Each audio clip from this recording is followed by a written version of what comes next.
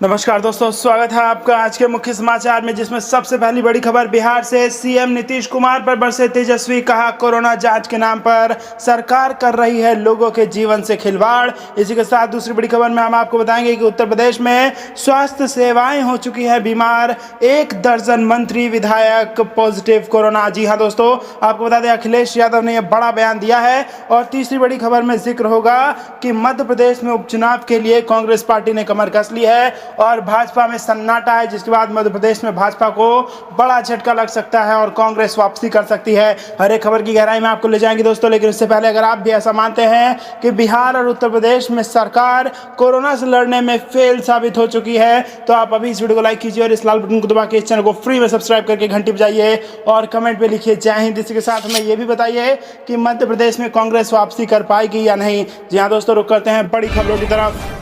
CM Nitish पर बरसे तेजस्वी, कहा कोरोना जांच के नाम पर सरकार कर रही लोगों के जीवन से खिलवाड़। जी हां दोस्तों, बिहार में कोरोना संक्रमण के मुद्दे पर नीतीश सरकार पर हमलावर नेता प्रतिपक्ष तेजस्वी यादव ने एक बार फिर सरकार पर अटैक किया है। तेजस्वी ने आरोप लगाया कि विपक्ष के दबाव में जांच की संख्या बढ़ाने के फेर में सरकार लोगों के जीवन से खिलवाड़ कर रही है। उन्होंने गुरुवार को ट्विटर पर 2 कथित जांच रिपोर्ट अपलोड करते हुए आरोप लगाया है कि एक ही जांच केंद्र पर एक ही व्यक्ति की एक ही दिन में 2 रिपोर्ट दी गई। एक रिपोर्ट में कोरोना पॉजिटिव और दूसरी में नेगेटिव दिखाया गया है। महामारी हादसा से लोग मर रहे, सरकार को चिंता नहीं। इससे पहले तेजस्वी प्रसाद यादव ने आरोप लगाया कि महामारी, दुर्घटना और प्राकृतिक आपदा से लोग रोज मर रहे हैं और सरकार कोई सुधि नहीं ले रहा है। उन्होंने आरोप लगाया है कि विगत 5 दिनों में बिहार में कोरोना से कई मौतें हो चुकी हैं और हजारों नए मरीज मिले हैं, लेकिन सरकार को इसकी कोई चिंता नहीं है। रुख करते हैं अगली खबर की तरफ। यूपी में स्वास्थ्य सेवाएं बीमार, 1 दर्जन मंत्री विधायक कोरोना पॉजिटिव, अखिलेश यादव। जी हां दोस्तों, समाजवादी पार्टी अध्यक्ष अखिलेश यादव ने कहा है कि प्रदेश में स्वास्थ्य सेवाएं स्वयं बुरी तरह बीमार हैं। स्थिति इतनी गंभीर है कि सत्तारूढ़ दल के ही 1 दर्जन मंत्री व विधायक कोविड-19 की चपेट में हैं। एक कैबिनेट मंत्री की दुखद मृत्यु हो चुकी है। उन्होंने सवाल किया कि भाजपा सरकार ने 3.5 वर्ष में कौन सी मेडिकल सुविधाएं विकसित की है। मुख्यमंत्री और उनकी टीम के अफसर बताएं कि भाजपा सरकार के किन मेडिकल कॉलेजों में कोविड-19 का इलाज हो रहा है। अखिलेश यादव ने कहा कि कोरोना संक्रमण पर अंकुश नहीं लग पाने से लोगों में भय व्याप्त है। वे मनोवैज्ञानिक रूप से हताशा का शिकार हो रहे हैं। लगातार 5 महीनों से तमाम प्रतिबंधों में रहते हुए सैकड़ों लोग आत्महत्या करने को मजबूर हुए हैं। बच्चों के स्कूल कॉलेज भी बंद चल रहे हैं। भाजपा सरकार के तमाम दिशा निर्देशों का पालन में धीरे धीरे घटता जा रहा है। अस्पतालों में मरीजों को ओपीडी में इलाज मिलना मुश्किल हो गया है। गंभीर मरीज भी इलाज के लिए घंटों तड़पते रहते हैं।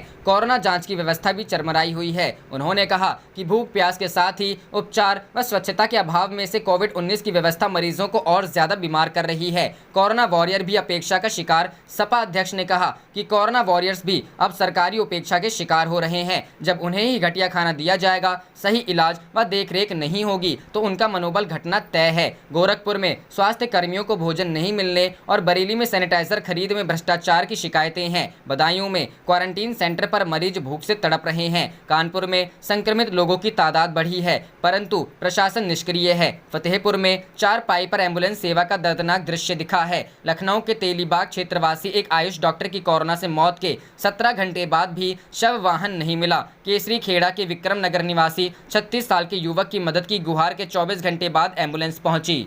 राहुल गांधी का केंद्र पर हमला, बोले कोरोना संक्रमितों का आंकड़ा 20 लाख पार, गायब है मोदी सरकार। जी हां दोस्तों, कांग्रेस नेता राहुल गांधी ने शुक्रवार को एक बार फिर केंद्र पर हमला किया। दरअसल कोरोना संक्रमण के मामले में अमेरिका और ब्राजील के बाद भारत दुनिया में तीसरा देश बन गया। भारत ने कोरोना वायरस के 2 मिलियन से अधिक मामले रिपोर्ट किए गए। भारत इस समय संयुक्त राज्य अमेरिका के पीछे है, जो लगभग 5 मिलियन मामलों के साथ कोरोना वायरस महामारी से सबसे ज्यादा प्रभावित देश है और इसके बाद 2.8 मिलियन से अधिक मामलों के साथ ब्राजील है। गांधी ने ट्वीट किया, 20 लाख का आंकड़ा पार, गायब है मोदी सरकार। उन्होंने 17 जुलाई से अपने इस ट्वीट को भी जोड़ा, जिसमें उन्होंने कोरोना संक्रमितों का 1 लाख का आंकड़ा पार होने पर ट्वीट किया था। बता दें कि गुरुवार को 62,088 नए कोरोना केसों से देश भर में कोरोना वायरस के मामलों की संख्या 20,22,730 हो गई। कोरोना का डबलिंग रेट अब देश में 22.7 दिन है। यह अमेरिका और ब्राज़ील के डबलिंग रेट से कई गुना ज़्यादा है। अगर कोरोना की रफ्तार ऐसी ही रही तो भारत इस तालिका में नंबर 1 पर पहुंच जाएगा, जो एक गंभीर चिंता का विषय है। दरअसल डबलिंग रेट से मतलब है कि कितने दिन में कोरोना के मामले दोगुने हो रहे हैं। अगर देश में कोरोना के मामले अब तक के दर से बढ़ते हैं तो विशेषज्ञों का अनुमान है कि अगले 1 मिलियन यानी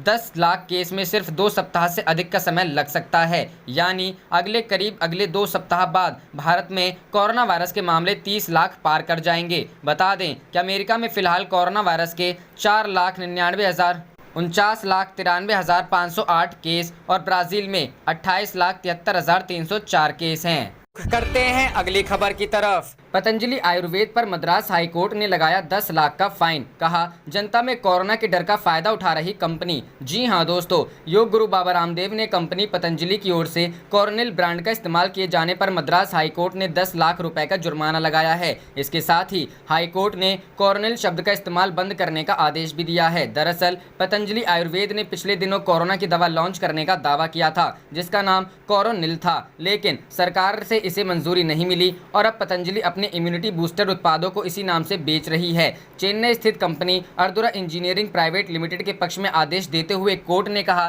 कि पतंजलि को अपने उत्पाद बेचने से पहले ट्रेडमार्क्स रजिस्ट्री में जाकर देखना चाहिए कि यह ट्रेडमार्क रजिस्टर्ड है या नहीं। पिछले महीने चेन्नई की कंपनी ने मद्रास हाईकोर्ट में याचिका दाखिल कर कहा था कि उसने कोरोनिल 92B नाम से ट्रेडमार्क 2027 तक के लिए रजिस्टर्ड करा रखा है। कंपनी ने जून 1993 में यह ट्रेडमार्क लिया था।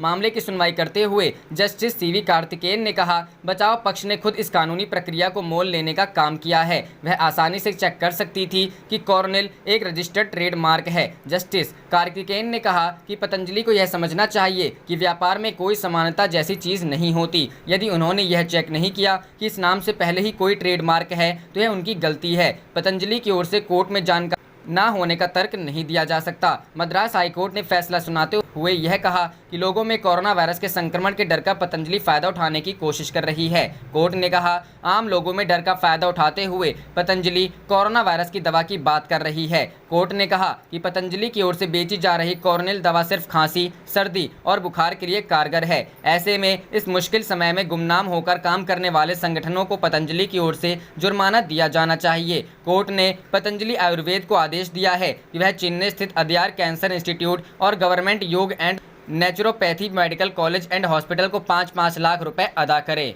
करते हैं अगली खबर की तरफ। मध्य प्रदेश उपचुनाव, भाजपा में सन्नाटा, कांग्रेस ने बढ़ाई सक्रियता। जी हां दोस्तों, मुख्यमंत्री शिवराज सिंह चौहान, प्रदेश भाजपा अध्यक्ष वी.डी. शर्मा तथा प्रदेश संगठन महामंत्री सुहास भगत के कोरोना की चपेट में आने के बाद भाजपाई खेमे में सन्नाटा है। 27 विधानसभा सीटों के उपचुनाव की तैयारी भी लगभग ठप है। अधिकांश नेता क्वारंटाइन में हैं या कोरोना की खौफ की वजह से घरों में बैठ गए हैं। इसके विपरीत राजनीतिक गतिविधियों में पिछड़ती दिख रही कांग्रेस अचानक सक्रिय दिखाई पड़ने लगी है। प्रत्याशियों के चयन के लिए कमलनाथ पहले ही सर्वे करा चुके हैं। अब जीतने की क्षमता वाले नेता तय करने के लिए सर्वे के आधार पर नेताओं से बातचीत शुरू हो गई है। मैदान में किन मुद्दों को लेकर उतरना है, इस दिशा में मंथन शुरू हुआ है। कुछ नेताओं ने मैदान में मोर्चा संभाल लिया है। कांग्रेस ने सांवेर में पहले हर हर महादेव घर घर महादेव अभियान चलाया था। अब 25 विधानसभा सीटों के लिए हर हर गंगे घर घर गंगे अभियान शुरू किया गया है। इसे शुद्ध के खिलाफ युद्ध अभियान कहा गया है। साफ है कि कमलनाथ की कोशिश भाजपा को राम मंदिर सहित अन्य धार्मिक और हिंदुत्व से जुड़े मुद्दों का लाभ न उठाने देने की है। इसे विडंबना ही कहेंगे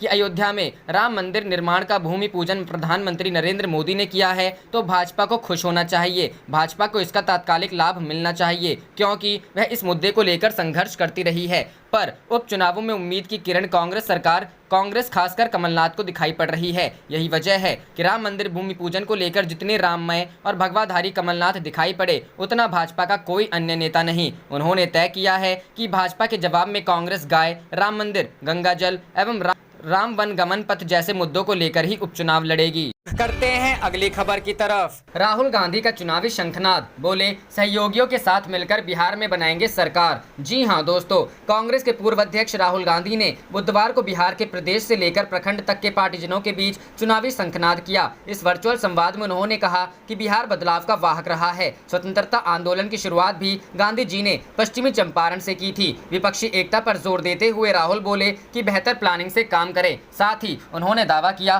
कि हम सहयोगियों के साथ मिलकर बिहार में सरकार बनाने जा रहे हैं। रोजगार, स्वास्थ्य और शिक्षा हमारे मुद्दे होंगे। राहुल ने आरोप लगाया कि भारतीय क्षेत्र में चीनी घुसपैठ को नकारकर प्रधानमंत्री ने बिहार रेजिमेंट के जांबाज सैनिकों की शहादत का अपमान किया है। पूर्व कांग्रेस अध्यक्ष ने कहा कि वह जल्द ही बिहार का व्यापक दौरा करेंगे। राहुल गांधी ने यह भी आरोप लगाया कि भाजपा और आरएसएस देश में नफरत फैला रहे हैं, कांग्रेस इसका जवाब प्रेम से देगी। उन्होंने बदलाव के लिए सभी सहयोगी दलों से एक मंच पर आने का आह्वान किया। उन्होंने कहा कि यह काम कांग्रेस करेगी। राहुल ने बिहार प्रभारी शक्ति सिंह गोहिल और प्रदेश अध्यक्ष डॉक्टर मदन मोहन झा से जल्द सीट बंटवारे पर सहयोगियों से बात कर उसे अंतिम रूप देने को कहा। राहुल गांधी ने कहा कि सुशासन और विकास के राज्य सरकार के दावे खोखले हैं। आपदा में सबसे ज्यादा नुकसान बिहार को हुआ है। उन्होंने पूछा कि मजदूरों, बेरोजगारों, अपराध और भ्रष्टाचार पर यह सरकार क्यों चुप है। कांग्रेस और विपक्ष मिलकर इसके खिलाफ बिगुल फूंकेंगे। उन्होंने पार्टीजनों से बाढ़ प्रभावित लोगों की हर संभव मदद की भी अपील की। रुक करते हैं अगली खबर की तरफ। बिहार के कांग्रेस नेताओं से देश की स्थिति पर बोले राहुल गांधी, आगे बड़ा तूफान आने वाला है। जी हां दोस्तों, कोरोना वायरस महामारी और अर्थव्यवस्था की स्थिति को लेकर कुछ महीने पहले सरकार को आगाह करने वाले कांग्रेस के पूर्व अध्यक्ष राहुल गांधी ने गुरुवार को कहा कि जो तूफान अभी दिख रहा है उससे कहीं बड़ा तूफान आगे आने वाला है। पार्टी की बिहार इकाई के वरिष्ठ नेताओं और प्रदेश, जिला एवं ब्लॉक स्तर के पदाधिकारियों को वीडियो कॉन्फ्रेंस के माध्यम से संबोधित करते हुए उन्होंने प्रधानमंत्री नरेंद्र मोदी और बिहार के मुख्यमंत्री नीतीश कुमार पर भी निशाना साधा। समाचार एजेंसी पीटीआई के स्नेह सूत्रों के हवाले से कहा, इस बैठक में राहुल गांधी ने कहा कि बिहार में सभी सहयोगी दलों के साथ मिलकर लड़ना है और भाजपा जेडीयू गठबंधन को पराजित करना है। कांग्रेस नेता ने कहा कि मैंने फरवरी में कोरोना के बारे में आगाह किया था कि तूफान आने वाला है। मैं यहां दोहराना चाहता हूं कि मैंने खुशी से नहीं बोला था। जब मैं बोलता था तो दुख होता था। उस वक्त मुझे दिख रहा था हिंदुस्तान में क्या होने वाला है। उन्होंने यह भी कहा कि आने वाले समय में इससे भी बड़ा तूफान आने वाला है। लद्दाख में चीनी सेना की कथित घुसपैठ के मुद्दे को लेकर भी राहुल गांधी ने प्रधानमंत्री मोदी पर निशाना साधा और आरोप लगाया कि देश की सीमा की रक्षा करते हुए बिहार रेजिमेंट ने चीन को करारा जवाब दिया, लेकिन प्रधानमंत्री सेना के साथ खड़े नहीं हुए और चीनी घुसपैठ से ही इनकार कर दिया। कांग्रेस नेता ने बिहार में कोरोना और बाढ़ की स्थिति को लेकर नीतीश कुमार पर निशाना साधा और दावा किया कि इन मुद्दों और भ्रष्टाचार को लेकर नीतीश की चुप्पी यह साबित करती है कि मुख्यमंत्री के तौर पर वह विफल रहे हैं। रुख करते हैं अगली खबर की तरफ। लालू यादव को बंगले में शिफ्ट करने पर सियासत तेज, बन्ना गुप्ता बोले बीजेपी ही बताएं हम क्या करें। जी हां दोस्तों, लालू यादव को रिम्स प्रशासन ने बुधवार को अस्पताल में कैंपस में स्थित निदेशक के बंगले में शिफ्ट किया है। इस मामले पर अब राज्य में सियासत तेज हो गई है। बीजेपी नेता संजय सेठ ने बंगले में शिफ्टिंग को गैर कानूनी और असंवैधानिक बताया है। उन्होंने कहा है कि जब लालू यादव रिम्स के पेइंग वार्ड में थे तब राजनीतिक बैठकें होती थी, अब तो बंगला मिल गया है और वहां से तो बिहार की राजनीति होगी। इस पर न्यायालय संज्ञान लेगी। कल भी जेल मैनुअल की धज्जियां उड़ाई गई हैं। लालू यादव मुजरिम हैं और उन्हें सजा हुई है। वहीं बीजेपी के आरोपों पर स्वास्थ्य मंत्री बन्ना गुप्ता ने पलटवार किया है। उन्होंने कहा है कि बीजेपी का काम ही है हर कार्य में सवाल खड़ा करना। लालू यादव को संक्रमण से बचाने के लिए वहां शिफ्ट किया गया है। पेइंग वार्ड में थे तो सभी हल्ला करते थे कि 18 कमरों में कब्जा किए हुए हैं। उन्होंने साथ ही कहा कि बीजेपी ही लिख कर दे कि उन्हें कहां सुरक्षित रखा जा सकता है। उनको सुरक्षित रखने की गारंटी लें, फिर हम वही करेंगे। उन्हें जेल मैनुअल के हिसाब से सुविधा दी जा रही है, न उनसे दोस्ती है और न ही दुश्मनी है। वहीं बीजेपी के आरोपों पर झारखंड की आरजेडी ने भी प्रतिक्रिया दी है। बीजेपी के लोग लालू फोबिया से ग्रसित हैं। लालू यादव को कोरोना संक्रमण से बचाने के लिए जेल प्रशासन की अनुमति मिली है। रिम्स प्रबंधन ने उन्हें शिफ्ट किया है। जितना वो लोग विरोध करेंगे हमारे नेता उतने मजबूत होंगे। हमारे नेता और बिहार में 2/3 बहुमत से जीतेंगे। आप देख रहे थे आपका अपना चैनल जय हिंद जय भारत।